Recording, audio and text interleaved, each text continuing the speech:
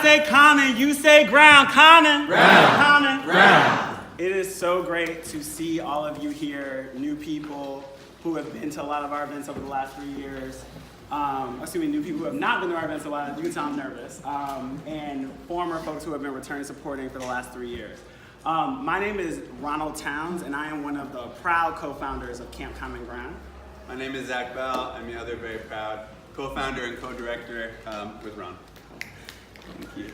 And tonight is actually our first time doing this type of event, a community roundtable, where we actually surface the issue of why we were founded in the first place. And I know that all of us, come from different sectors. Some of us are educators, some of us are in the foundation world, some of us are in housing, youth development, policy, or none of those. But we all are gathering here because we care about this really important issue that has been surfaced in the media over the last few years. But this is the first time, to our knowledge, that it has really been where a group of people have intentionally come together to actually not only talk about it, learn about the challenges, but also try to develop some action steps that we can do as a community to move the work forward. Tonight we're gonna start with a little bit about why we're here, a little bit about our experience. Then we're going to share a little bit about the research of what is going on in the Bay Area right now to make sure we're all on the same page. And then we're going to hear from an incredible group of panelists who are in the work and are going to help us understand what are the challenges and give us some guidance on what are some of the potential solutions to this issue of school and community segregation.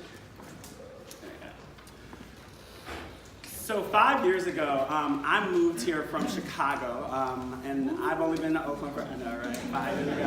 And I actually moved to work here at Envision Academy. So I taught 9th grade Algebra 1 and Math and Enrichment with Mr. Patnod, to Dustin. 5 years ago, moved all the way from Chicago. When I moved here, one of the first students who I met was Kevin Sanchez. And Kevin is now, he is a senior at Envision, and I'm very proud of him, but Kevin was a trip.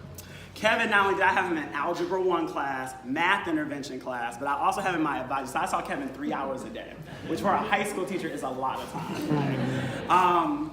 And one day, Kevin came into advisory, and I was just like, in advisory, if you've ever been to school, advisory is like where you check in with kids, that social emotional stuff. And I was like, Kevin, how was your weekend? And he was like, Towns, it was not that great. And I was like, well, what's not great about it? He was like, Towns, well, I thought about the event that we're all preparing for. So let me give some background. Our advisory was a program called Build. And so we were going to an event where we were competing against kids from around the Bay Area, most of whom are not at urban schools. And so at this particular event, most of the kids were gonna be at private schools, and mostly gonna be white and Asian students. And this school, Envision, serves all Black and Latino students, mostly from low-income backgrounds. So Kevin was telling me after weeks of preparing, we have been doing this for weeks, months, and he was like, Towns, I'm not going. I was like, Kevin, and if you know me as a teacher, that strikes a bell. I'm like, what do you mean you're not going, Kevin? Of course you are.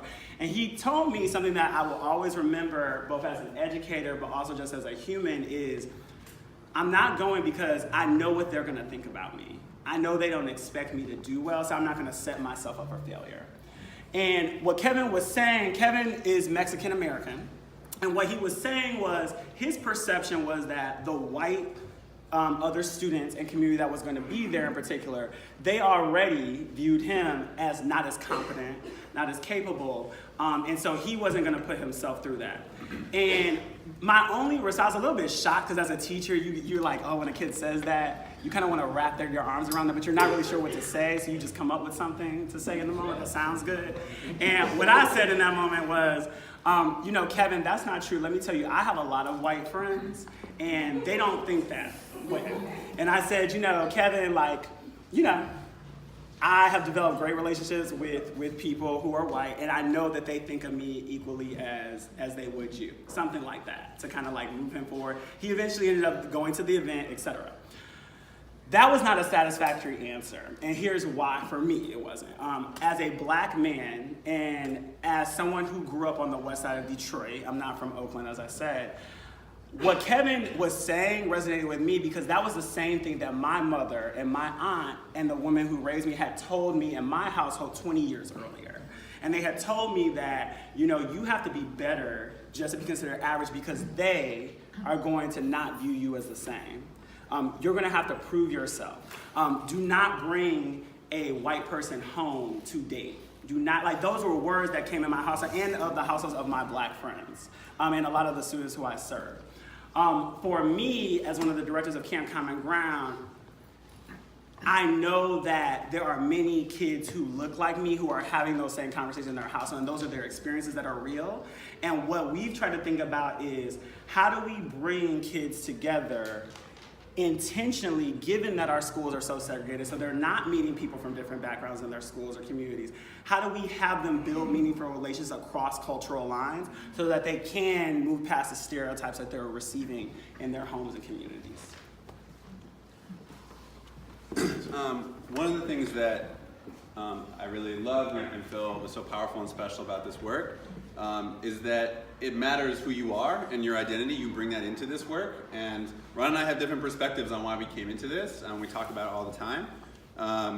For me, I grew up in New Haven, Connecticut, Jewish family, upper middle class. And even though I didn't receive necessarily like negative messages explicitly about other groups, I definitely had very clear messages of who is in my community and who is not.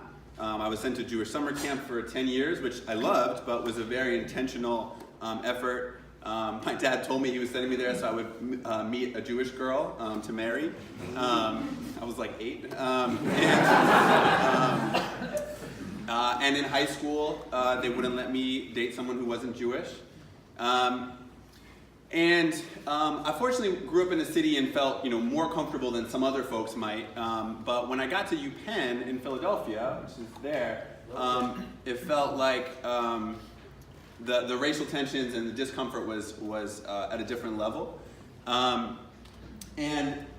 Penn has a historically bad relationship with West Philadelphia, predominantly an historically black community. A lot of folks have been displaced as it expanded further west. And actually even the neighborhood used to be called Black Bottom, was then renamed University City. So there was a displacement and erasure, right? And what was so difficult too was that the messaging was very clear from Penn. We actually had to, during orientation, watch a video about a Penn student from like 10 years before who had been shot when she was in West Philadelphia, not fatally, but it was this very clear message of don't go past 40th Street, they are dangerous, they are different, they're not part of our community. And so I felt like for those 4 years I walked and watched interactions like, it sort of felt like I saw this on repeat, some, you know, like an affluent white kid on his way to a frat party stepping around or over a homeless black person. Obviously that exact scenario didn't happen every time, but that's what it felt like being there. And I didn't know what to do. I was probably self-righteous and was like, this is wrong. Because I just knew something wasn't right there. Because to me, for that to make sense, it has to be in a world where you don't view that person as fully human, or at the very least, not in your community. And then when I started working in schools, I was at University City High School my junior year summer, which has now been shut down. And I became close with this high school student, Martez. He was only a few years younger than me because I was in college. And he was really likable and social and athletic, but was pretty quiet around academics. And we were doing a final project, and it was the first time I had seen him write. And he wouldn't start writing. And he finally started putting out like a sentence, and it was honestly very hard to understand and hard to read. And in that moment, my mind went, this black boy is lazy. Or he's just dumb. And realizing myself that this is a boy I even really liked, and I'm a well-intentioned white person.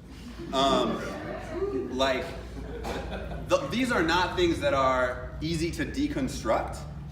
And so I thought in my head, like, how can we have a situation where we actually construct those differently, and where that, whether it's that person on the street or Martez or whatever, where it's not an other, but someone who really feels like part of our community. And one last thing I'll say is that something that also happened as I got older was there was someone from my Jewish community who really did struggle, who got kicked out of multiple schools, had substance abuse issues, was in trouble with the law, and people in our community gave him second, third, fourth, fifth chances because he was one of us. And we weren't going to abandon them. And I just wondered what would be required for people to feel that way about people who don't look like them, aren't technically in their community. And so that's, I feel like, where Camp Common Ground came from for me. And I feel so honored to be able to do it with Ron. Well, we're gonna.